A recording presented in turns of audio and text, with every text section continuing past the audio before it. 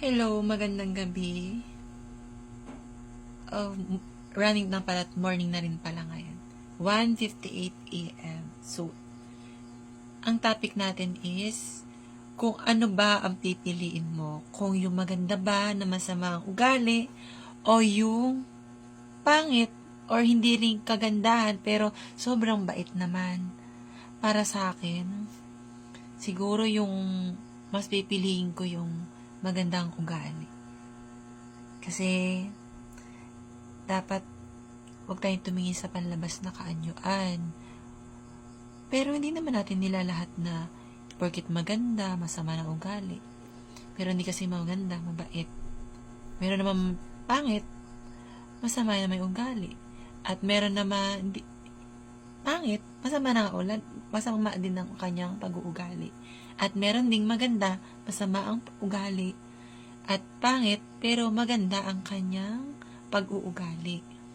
So, kung papipiliin po kayo guys, ano ba ang dapat ninyong piliin? Yung bang maganda, pero sobrang sama ng ugali. Ito namang si hindi kagandahan, pero pusilak naman ang kanyang kalooban. So, ang magko-comment dito ng maraming ayon sa aking paniniliksik sa 100 katao na mas pipiliin daw nila guys yung hindi kagandahan pero sobrang bait. Kasi para daw sa kanila na malalahian naman daw. Kasi sabi nga no isang guys na nakausap ko, pwede naman daw lahian na lang niya kasi maganda naman daw yung lahi nila. So, dun mas sang-ayon siya doon sa hindi kagandahan pero busilak ang kanyang kalooban. Sa inyo guys, ano ba ang karapat-dapat na piliin?